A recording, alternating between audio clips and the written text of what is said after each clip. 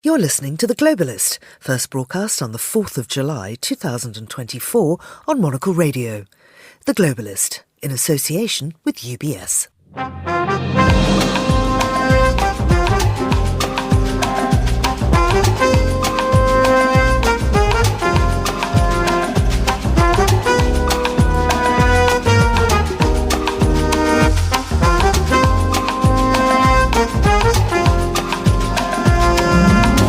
Hello, this is The Globalist, broadcasting to you live from Midori House in London. I'm Georgina Godwin.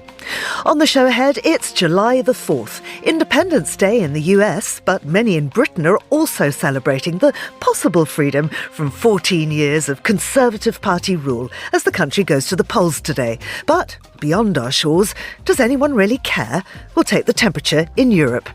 The leaders of Russia and Turkey met face-to-face yesterday. They've had their differences in the past. We'll find out what Putin and Erdogan had to say to each other and how that might impact the rest of the world. We'll have a quick look through the front pages. Nina Dos Santos, what's caught your attention? Hi, Georgina. Well, given the fact that the UK is going to the polls, security for future MPs is going to be high up on the agenda. And that's not just a British issue, because The Guardian is today reporting that the first African-born MP in Germany has had to step down. He says because he's fed up with the torrent of racist abuse. He's not the only MP in Germany who's been facing this type of threat, and it's becoming a growing problem around the world. Now, Giorgia Meloni and Marine Le Pen both lead parties that grew out of fascist movements, as leaked footage shows Italian youths allied to Meloni chanting Nazi slogans. We'll ask how far the Brothers of Italy and the National Rally in France have really reinvented themselves. We'll be looking at the future of the International Space Station as Russia announces it will launch its own version, and we'll get a roundup of culture news from Basel. Plus, because São Paulo, in the past, they used to have those big coffee plantations in the whole state. And then there was a coffee crisis, and that changed the whole thing. But in a weird way, Chris, this was good for small producers. We'll hear how Brazil comes out in our Quality of Life survey. That's all ahead here on The Globalist, live from London.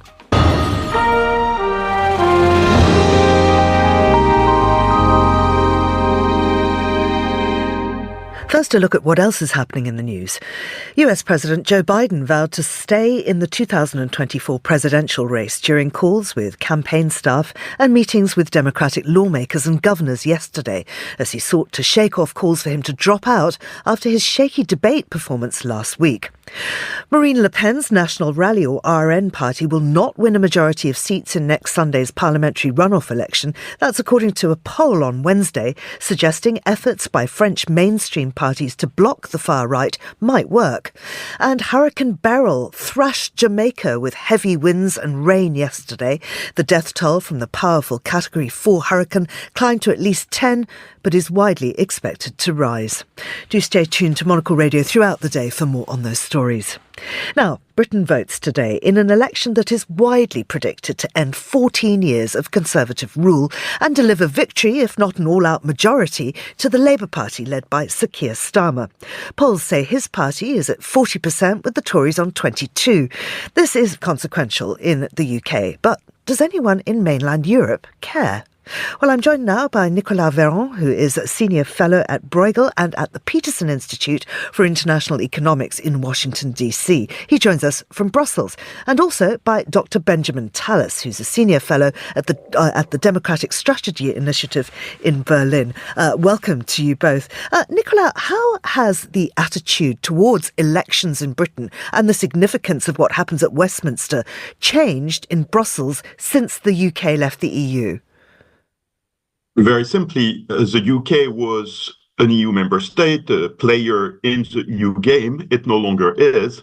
So from an EU perspective, for anybody who is working on EU policy, the UK has simply largely left the radar.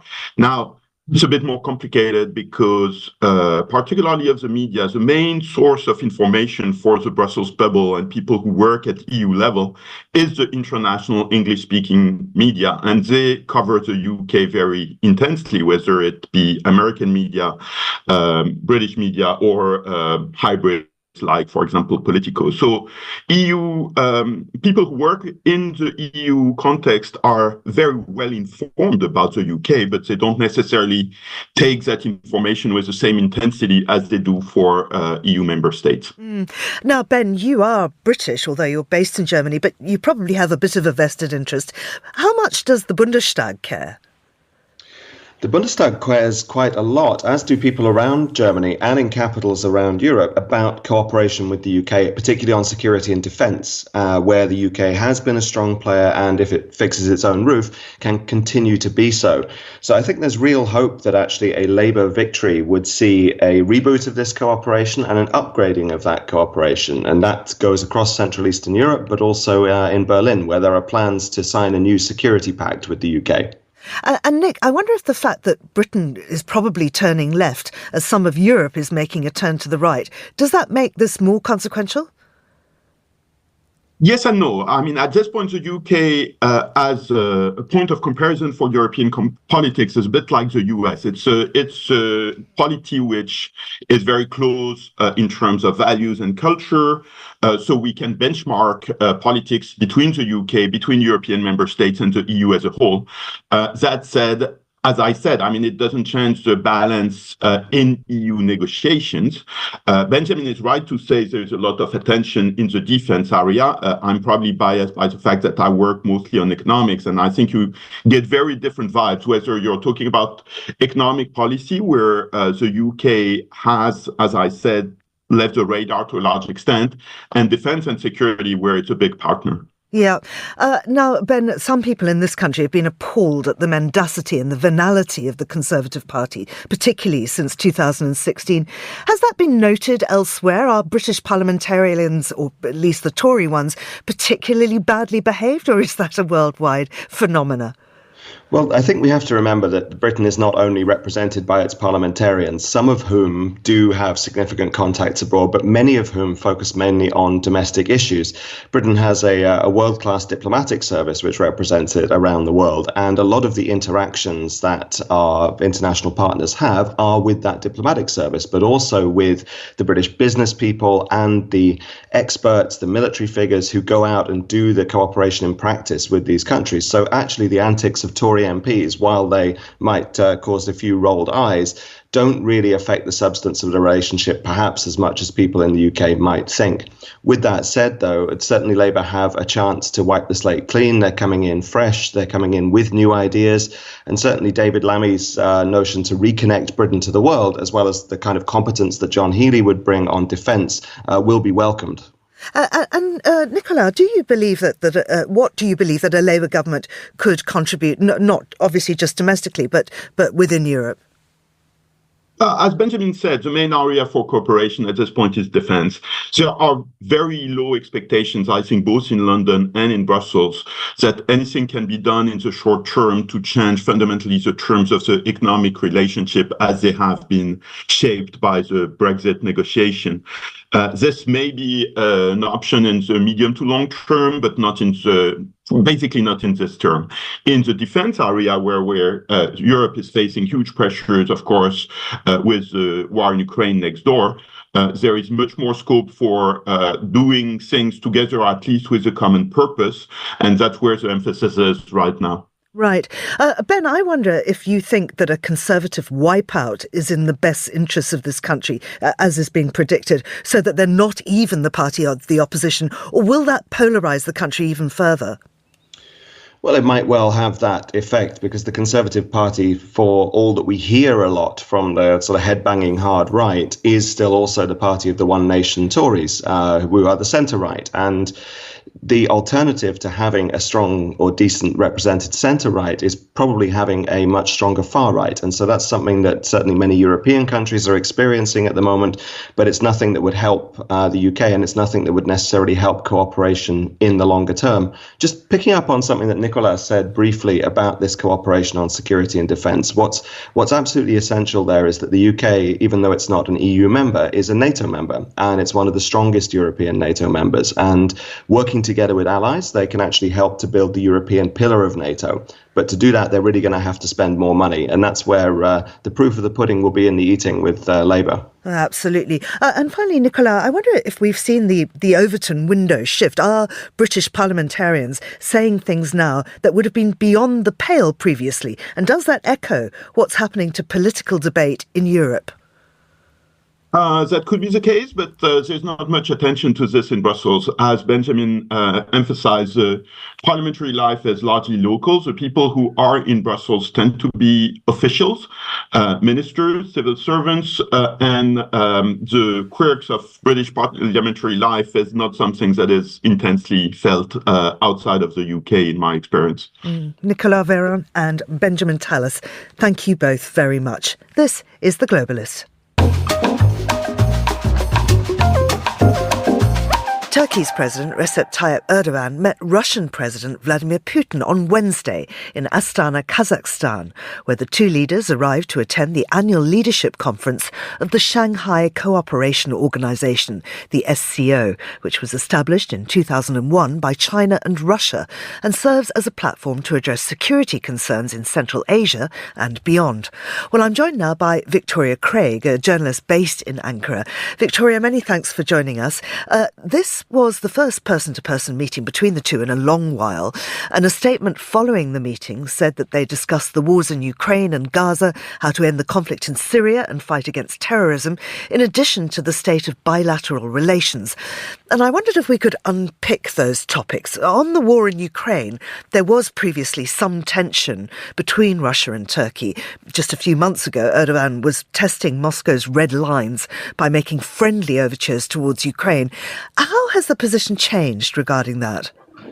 Well, I think this is a great question because President Erdogan has always sort of seen himself as the only man really in the world who's left to play a mediator role to bring peace in the region and around the world. And certainly when it comes to the war in Ukraine, he has been the one. He's hosted negotiations between both Ukraine and Russia in Istanbul. That's when we saw the historic grain deal come through.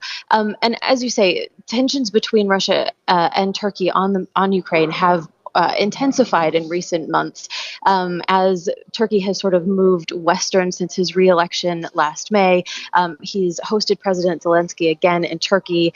He said that Ukraine deserves to join the EU. And so all of those things have put pressure on the situation. But I think it's one of those things where both sides, Russia and Turkey, both see each other as needing each other.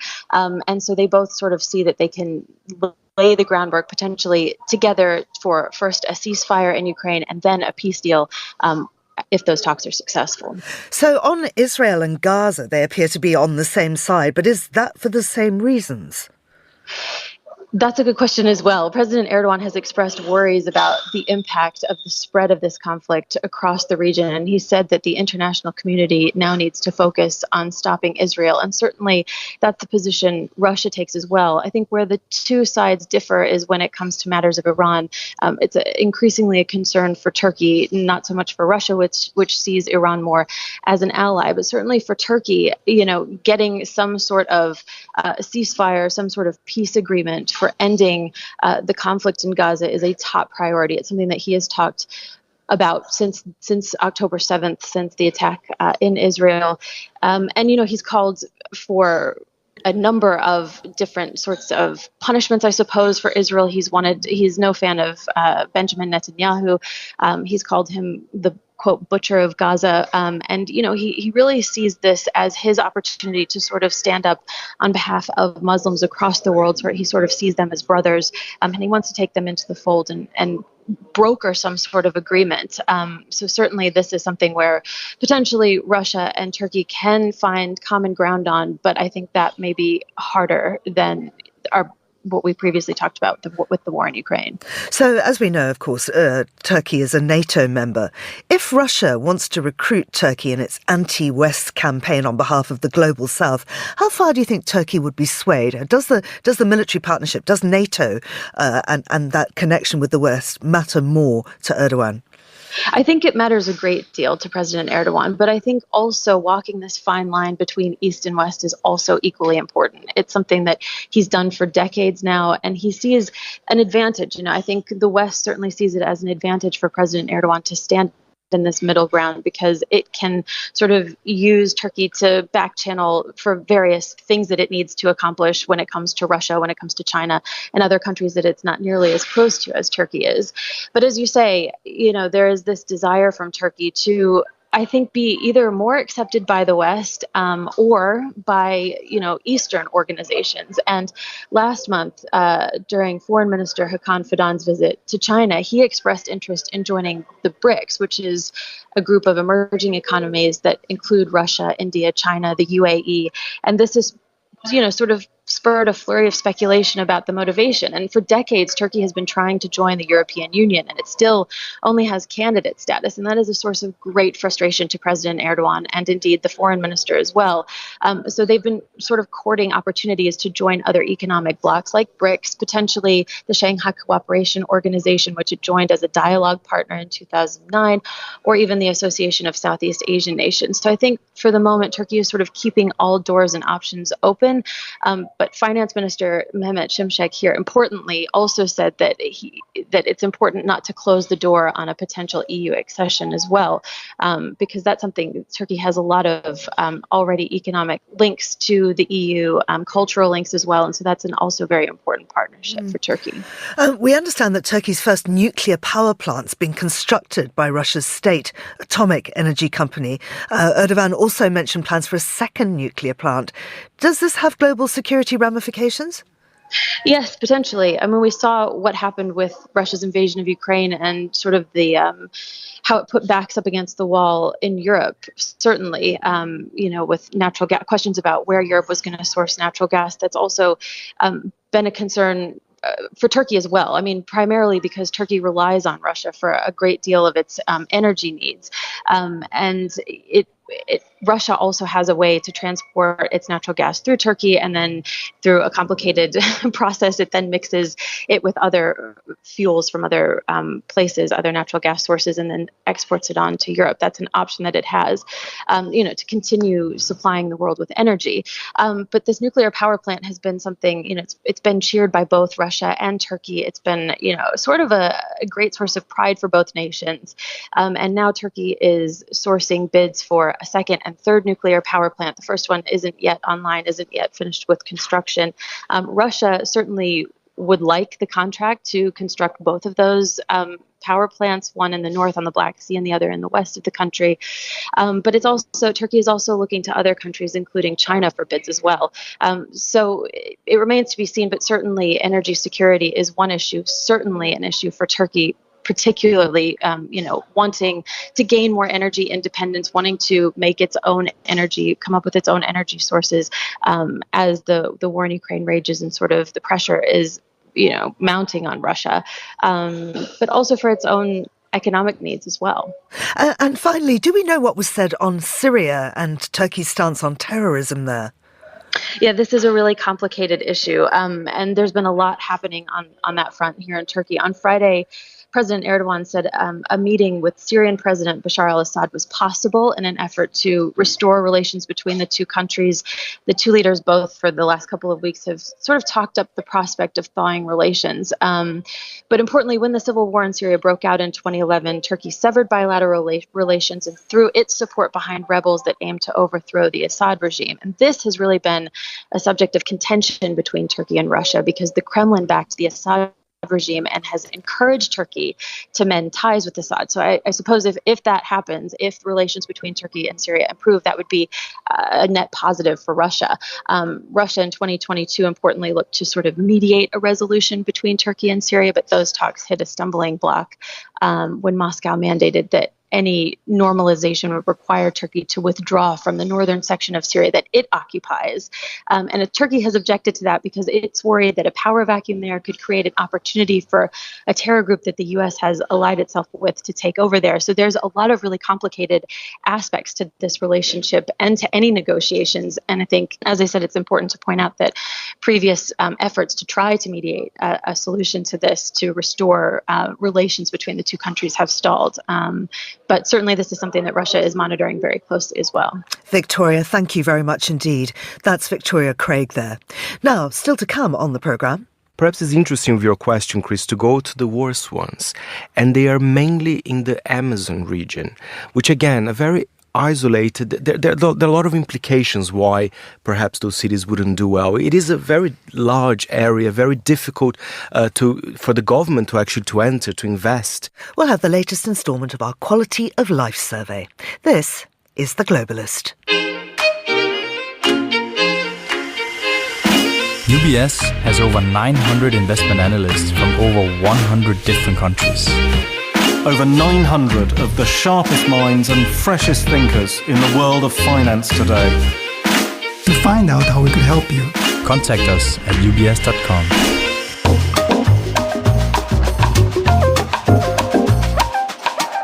It's 20 minutes past 7 here in London. We'll continue now with today's newspapers. Joining me in the studio is international broadcast correspondent and the former CNN Europe editor, Nina Dos Santos. Good morning to you, Nina. Good morning, Georgina. Now, we are going to start off by having a look at Germany, where the first African-born MP has stepped down because of racist abuse. Yeah, that's right. This is an MP who was elected back in 2013. He was originally born in Senegal, and then he eventually left Senegal, did his PhD in chemistry and moved to East Germany before the reunification. He was one of two black MPs who were elected 11 years ago in what was supposed to be a sign of greater tolerance in Germany, but boy, have things changed. He said that he's now having to step down because of a torrent of racist abuse that hasn't just affected him, it's also affected his staffers. We're talking about really pernicious and nasty threats here, Georgina. We're talking about murder threats, he says, threats of blackmail to try and tell people not to come and work for him, so it's difficult to recruit for his office. His family's been threatened, and it just speaks to a growing tide of abuse that MPs are facing, not just in Germany, where there have been many reports of this, actually. People have been threatened as they've been putting up posters, campaigning, but also in France, where things are heating up as we head into that second round of election. There's an MP over there who was surrounded by a group of 20 people as she was campaigning and putting up posters a couple of days ago near Paris. She's originally Mauritian, of Mauritian ancestry, by the way, and she said she was threatened by local youth and was left very, very destabilised by the situation. So this is, concerns in Germany, concerns in France, and some MPs are having to drop out, even here in the UK, as we know, where we're facing an election today. MPs are extremely concerned about their safety after, of course, 2 of them were killed in the last 10 years. Let's move on to Portugal. Now, this has been an attractive destination for British people and others from Europe wanting to have a new life in the sun, but particularly attractive because of the financial incentives. And those were stopped. People were horrified, but seems like they've been reintroduced. Yeah, remember that Portugal got a new government quite recently, which is, although it's not a majority government, but it is skewed towards the centre-right, and the centre-right party wants to revive these very controversial tax breaks that essentially say that if you move to Portugal, you get a 20% flat rate of tax, whereas the top marginal tax rate above 80-odd thousand euros for local Portuguese citizens is 48%. So the previous socialist government had said this was social injustice. Yes, okay, it had done what it was supposed to do initially back in 2009 to sort of reinvigorate the country's ailing finances after the bailout, but enough was enough. It had skewed the property market, particularly in places like Lisbon, where locals are just completely priced out of the market. I have some experience of this, having a Portuguese husband and family who live in Lisbon. Local Portuguese say that there's huge amounts of Americans and French who have completely different earning power, just completely pricing them out of the big cities like Lisbon and Porto. And so obviously the previous government said enough was enough. But now this new centre-right government is saying, well, engineering companies are saying we're finding it hard to attract foreign talent. We need to bring back some of these tax benefits. They're not going to bring it back on all income, like, for instance, pensions. There were a lot of Scandinavian pensioners who are moving to Portugal and saying that they didn't have to pay tax back home in their countries. That's been a diplomatic point of contention between Nordic countries and Portugal.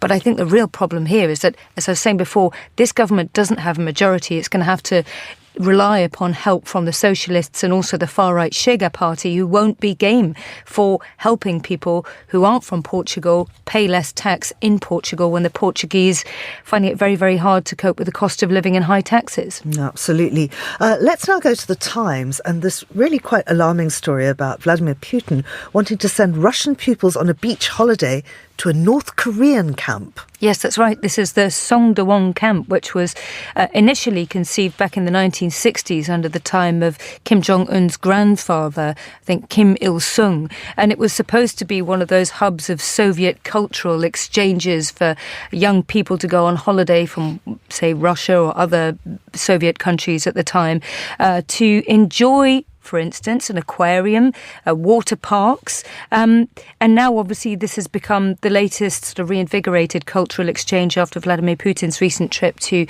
North Korea. He's going to be sending members of his youth movement children from Russia out there to enjoy the summer weather. But previous guests of this camp have actually raised some rather alarming concerns. They said that they came back skin and bones because there wasn't enough to eat.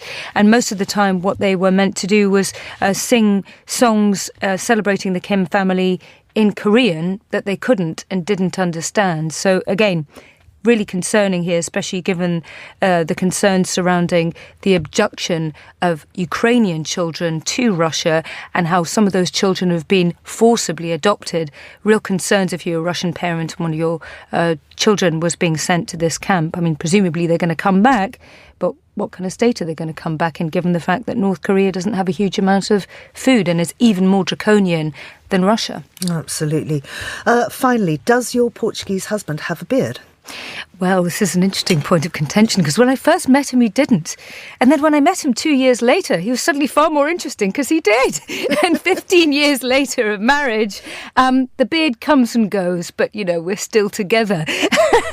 Tell us why this is relevant. This is relevant because, and by the way, lots of Portuguese men actually sport very successful beards and have done since the 1500s. And Luís de Camões, they're famous for their beards and facial hair. Apparently, according to researchers at the University of Katowice in Poland and also the University of Padova in Italy, where I studied biology for a year, I might add, if men have facial hair, they're more likely to be attractive to women because they're more likely to want to settle down, they're less likely to be looking for multiple or different future partners, and they're more likely to be romantic and engage with family. And this confirms apparently a study that the University of New South Wales in Australia did all the way back in 2013, finding the same thing. And that was, by the way, Georgina, before beards came back into fashion quite as much as they had.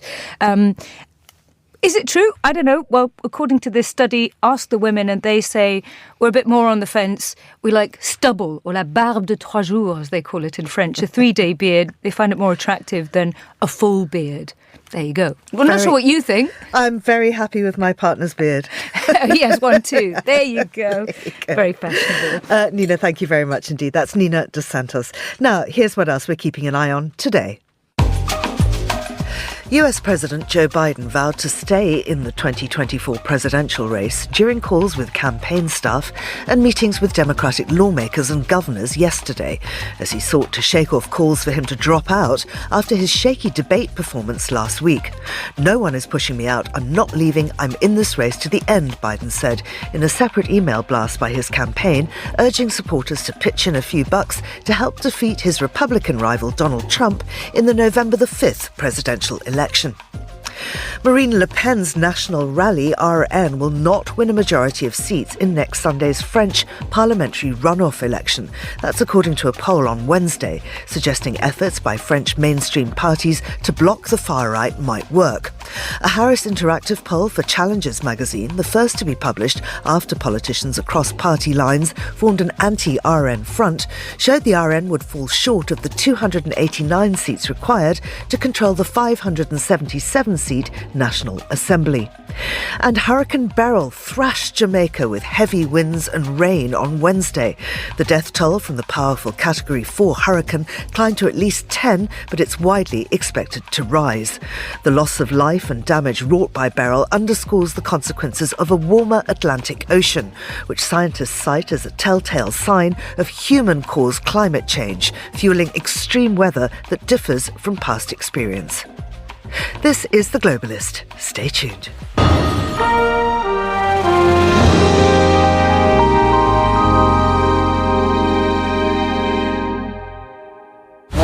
Siamo l'anima. Io sono fascista. Siamo camerati, mica poveri coglioni. That's the sound of the youth wing of Giorgia Meloni's party Brothers of Italy chanting Sieg Heil, along with other fascist shouts and anti-Semitic rants. The videos were captured by an investigative website fan page and have caused opposition parties in Italy to round on Meloni. Though she disassociates herself from the past, the Brothers of Italy was founded largely from the ranks of the now defunct Italian Social Movement, a neo-fascist party formed in 1946 by supporters of Mussolini's regime, and Meloni's party shares the same logo, an Italian tricolour in the form of a flame. Michele Barbero is Deputy Chief Editor at AFP TV Live, and he joins us from Paris now. Michele, I wonder if you can tell us more about the party's fascist roots. Yeah, so essentially the Brothers of Italy party, as you correctly said, they're basically the heirs of the Movimento Sociale Italiano, which is the main post-war, post-fascist party founded by members of the last Mussolini government, and in a way, as you correctly said, the Brothers of Italy leadership has distanced itself from the party's past, but without really addressing, I think, the specific issue of the fascist roots themselves, meaning that Meloni is quite keen on basically saying there's no room for racism, there's no room for anti-Semitism in this party. We condemn all totalitarian regimes of the 20th century, but really, and this also happened following this investigation by Fanpage, she kind of fails to single out the fascist regime specifically, which is a problem. Many people in Italy believe, since Italy is the country that invented fascism in the first place. I mean, clearly Meloni has been trying to present a moderate image both at home and abroad. What would you say, though, is the true nature of the party?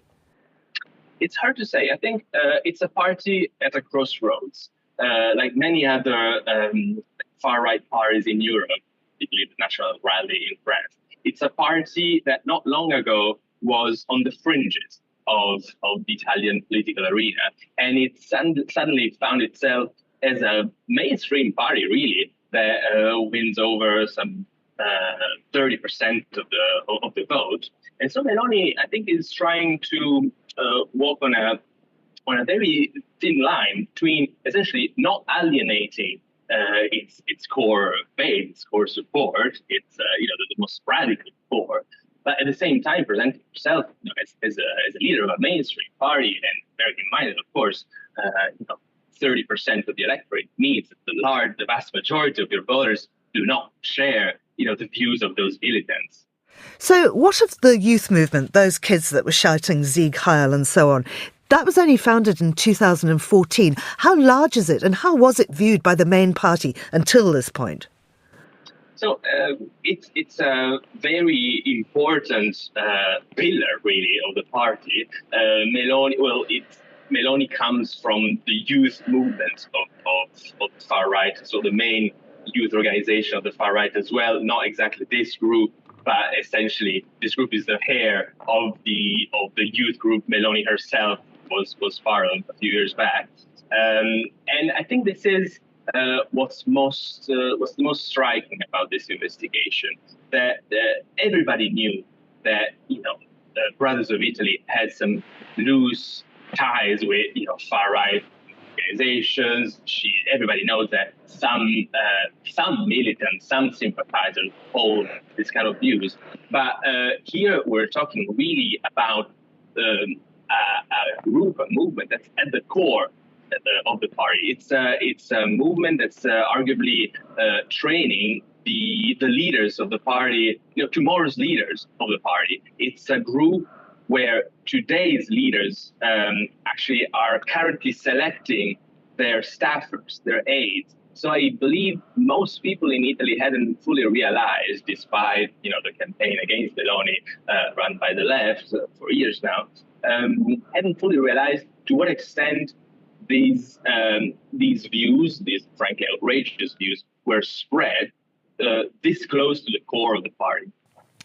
Of course, Meloni's not alone in being criticised for her fascist roots. Marine Le Pen, too, heads a party that was started by her father in France as the National Front. That was back in 1972. And I wonder if Le Pen and Meloni share a similar background. And is Le Pen genuine in positioning her party as no longer extreme right?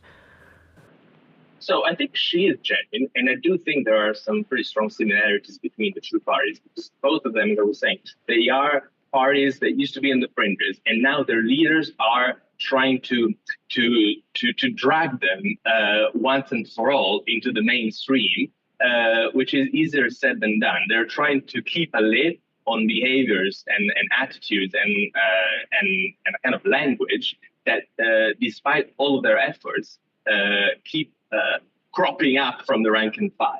I mean, even in the French campaign, this is French news, I believe a couple of days ago, for example, one of the National Rally's candidates in one of the districts was excluded by her own party because some photos popped up of her in Nazi outfits. So there are similarities for sure, both in what some of the rank and file believe and look like, and in the efforts that are being made, which are, I believe, quite genuine indeed, by the top leadership.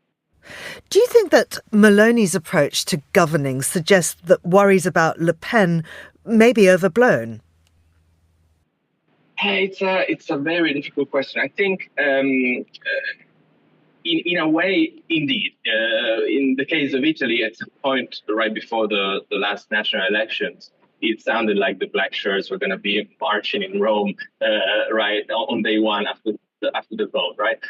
This did not happen. Italy remains a strongly democratic country, despite some cracks here and there, I'd say. But I think when it comes to foreign policy, though, the two parties are quite different in the sense that Meloni's party is quite, frankly, it's more staunchly pro-NATO. It's never had any qualms in condemning Russia, whereas the National Rally is a frankly more openly pro-Russian party. It's tried to tone down some of these undertones, but to a lesser extent than the brothers of Italy. It finds itself in a harder position to do that.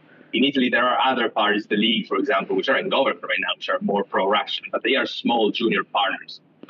So, I think a government led in France by the National Rally would certainly bring about some changes in France's scores when it comes to, for example, the war in Ukraine. Now, we've recently seen members of the UK Reform Party being sacked for racist comments. And whatever the leaders of all these three parties say, and indeed parties like the AfD and indeed the Republicans in America, does this suggest that there are still a large number of people out there who believe the neo-Nazi ideology? And how worrying is that, both across Europe and in the USA? Well, I mean, I can speak mainly for France and Italy, perhaps mainly about Italy in this case. Definitely, there are a lot of people, and that's what, as I was saying, was striking about this investigation, that are frankly neo-fascists. I think then we need to agree on what they mean and what it means being neo-fascist. Because honestly, I really struggle to believe that even the young militant, we're talking about 18-year-olds, 20-year-olds, I struggle to believe that these people actually want the return of a one-party system no free press, no unions, everybody marching in black shirts every Sunday, because this is what fascism was like, right? I frankly struggle to believe that this is what these people want. I don't think there's a lot of thinking necessarily behind those chants. I do believe that what's most worrying, what it is quite current and does exist and is very problematic, are attitudes such as racism, anti-Semitism, and those attitudes unfortunately remain very real in large chunks of the population. The question is always, when you have a far right party for the first time taking the reins of a country, does that unleash a certain kind of behavior that used to be repressed before? Michele, thank you very much. That's Michele Barbero there. This is Monocle Radio.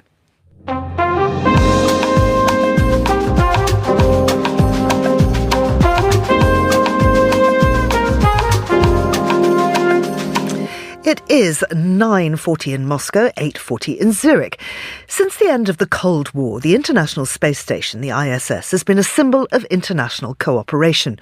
For the last 30 years, teams from the US and Russia and others from Europe, China and Japan have lived and worked together on the Earth-orbiting station. But this cooperation looks to be coming to an end as the tension between the US and Russia intensifies. Well, Richard Hollingham is a science and space journalist and joins me now. Richard, looking back at the history of the space station, that the first rudimentary version was created in 1969 by the linking of two Russian Soyuz vehicles in space. So how important has Russia been for this project? Well, Russia is really the key to the space station. The space station would not have happened without Russian expertise. I was there for the launch of the first stage of the International Space Station from Baikonur in 1998 on a particularly bleak November morning. They stood the international media, there were only about 3 of us, on a missile silo overlooking this rocket. The whole place was just falling apart. That the only reason it happened was because of American money into the Russian space program, but because the Russians had the expertise to build space stations for long duration space flight. And as you say, going back to the early 1970s and then more famously with the Mir space station, which got a bit of a bad press by the end, but was a remarkable achievement. And then the core modules of the International Space Station, again, Russian designed, Russian expertise, and still functioning, since 1998. So, I mean, really, that is a remarkable achievement in itself. So what are Russia's plans for this new space station and why are they doing it? Well, I mean, it's hard to believe, isn't it, that, given the state of the world, given the war in Ukraine, that up in space there are 9 astronauts and including cosmonauts cooperating. Russia and America completely cooperate on the International Space Station. Recently, a NASA astronaut flew on a Russian Soyuz to the International Space Station. And then there's the other side of this is that the space station is old. First stage 1998, it's been continuously occupied since 2000. And so, it's going to start falling apart. It's already, they're already spending a lot more time on maintenance than they should be. So it's going to be deorbited anyway, and NASA signed an agreement with SpaceX to do that in 2030. The Russians, meanwhile, they want to maintain their presence in space, so they say they're going to have another space station. Well, they say a lot of things. They've said a lot of things over the last sort of 10 years about their space ambitions, like, replacing the Soyuz spacecraft, which first flew in 1967. I mean, it's an antique almost. They promise all these things. They've defunded the space program. I don't think it will happen. I don't think, certainly not by the time they're talking about pulling out of the space station in 2028, I don't think they will have built a replacement. And what about the US? Are they planning a replacement?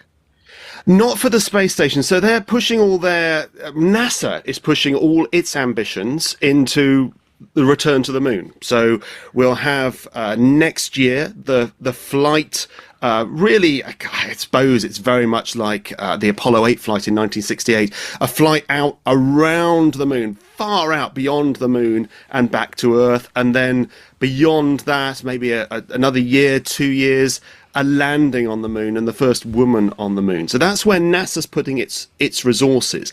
But there is a lot of interest from the private sector in continuing the work of science and medicine on the ISS. So I think what we're likely to see are gradually smaller space stations, smaller private space stations, based on the technology that NASA really has caught up with Russia on space station modules. So based on that technology. So I think that's what we're like to see. We're seeing more and more private space flights, more and more private spacecraft. So either permanently occupied or semi-permanently occupied space stations in orbit around the moon, in orbit around the Earth, privately operated. I think that's probably what's going to happen. But NASA, no plans for certainly not a space station in orbit around the Earth, but a small space station in orbit around the moon, they're calling Gateway. That started to build the modules for that. So potentially what we could have is a space station around the moon, operated by NASA, and a sort of a way stop, if you like, to go down to the lunar surface. Private space stations in orbit around the Earth. And then the other one, of course, is the Chinese space station in orbit around the Earth, which is getting bigger and bigger all the time. Richard, thank you very much indeed. That's Richard Hollingham. And this is The Globalist on Monocle Radio. UBS is a global financial services firm with over 150 years of heritage. Built on the unique dedication of our people, we bring fresh thinking and perspective to our work.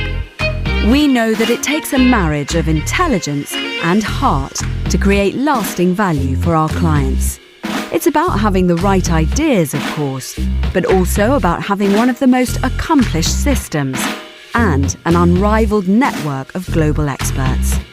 That's why at UBS, we pride ourselves on thinking smarter to make a real difference.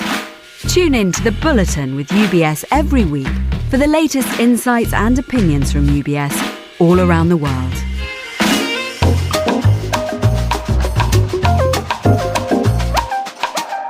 It's time to talk arts and culture now with journalist Gabe Bullard, who joins us from Basel.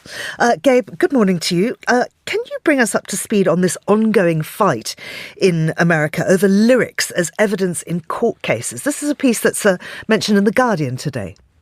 Yes. So it is a long-running habit among law enforcement in the United States to use lyrics, specifically rap lyrics, which is part of the issue here, as evidence in court cases that absent, say, DNA or witness accounts, that law enforcement will look at an artist's musical output and use some of these lyrics as evidence in court, that they will say, well, here, this is an admission of guilt.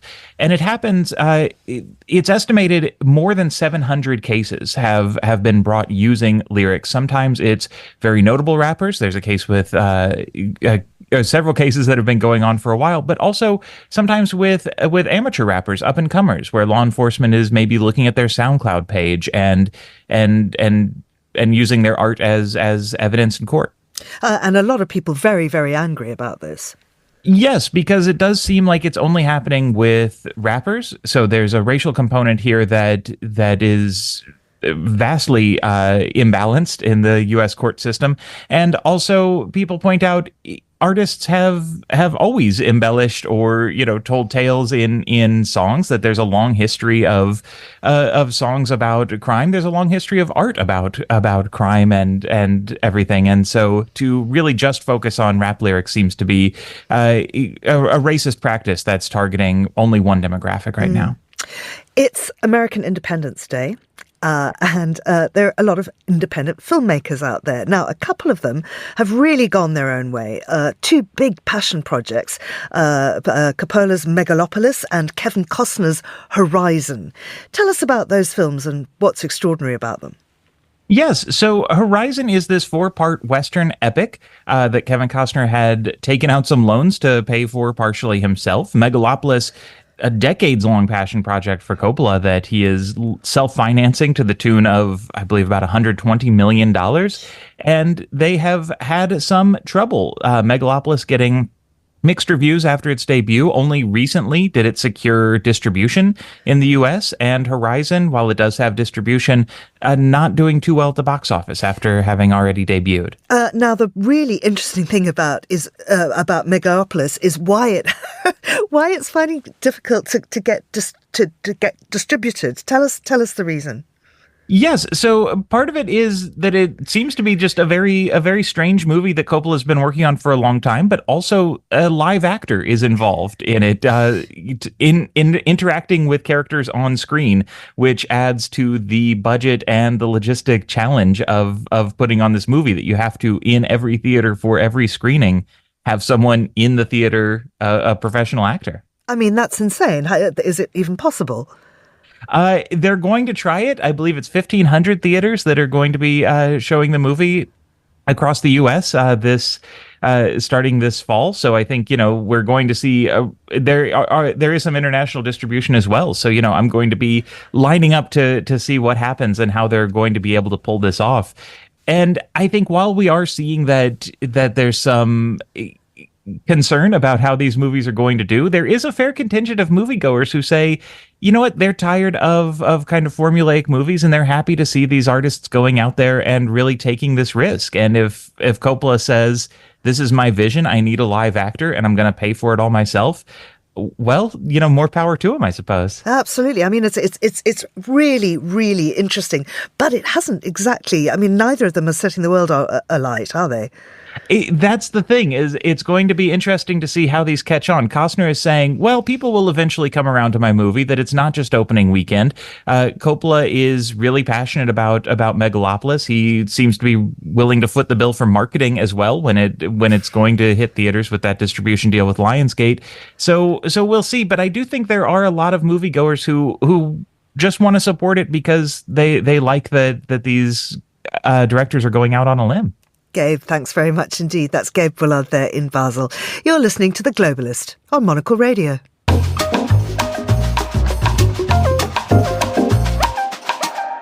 For the first time in Brazil, a study applied the Social Progress Index, or IPS, an international methodology that calculates the well-being of the population based on official data in all Brazilian cities.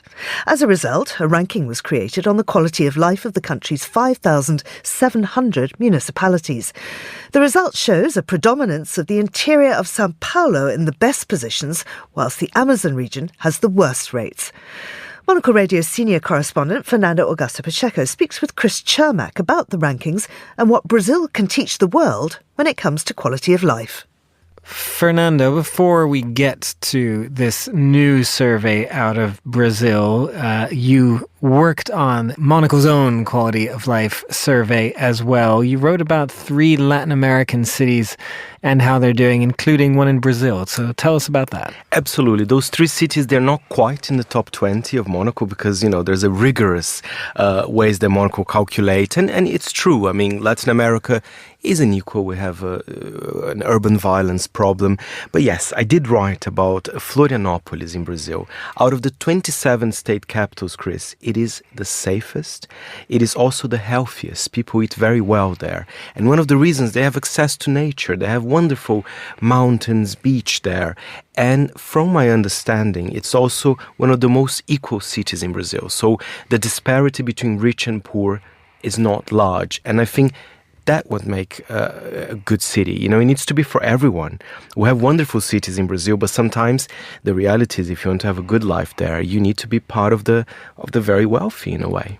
Well, and that gets to this study that we want to talk about from Brazil, because a group there has applied the Social Progress Index, as I understand here, which does factor in essentially some of these things that you're getting at also, whether everyone in a city can equally enjoy that city or not. So tell us what they said about Brazil and where the best places are.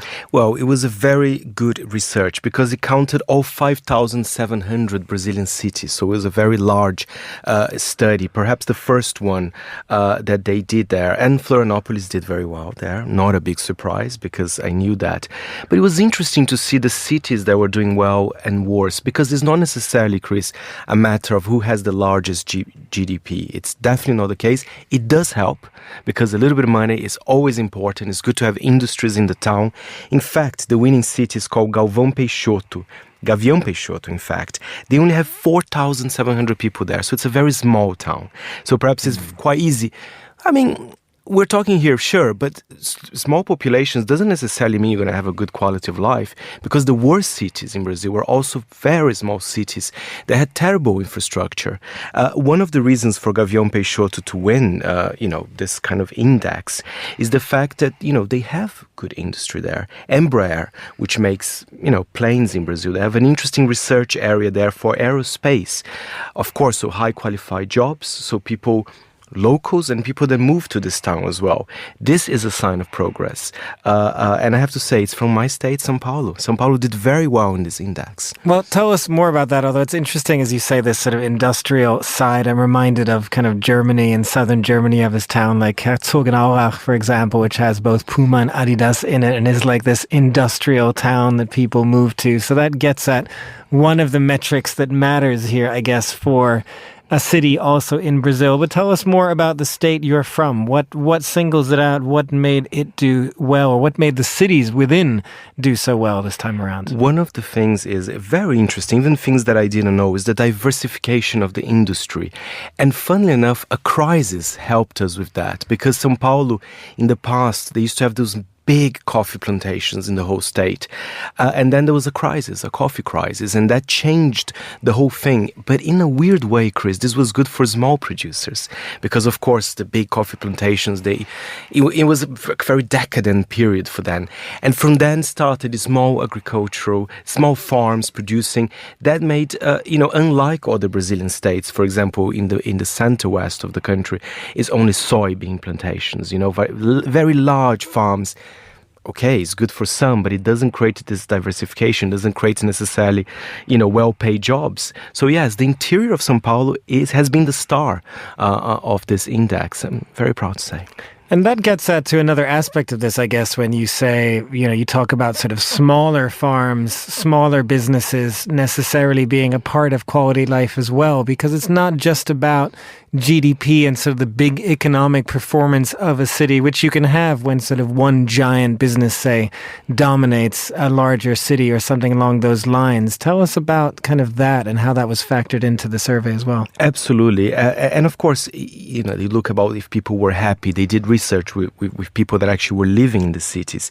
Perhaps it's interesting with your question, Chris, to go to the worst ones.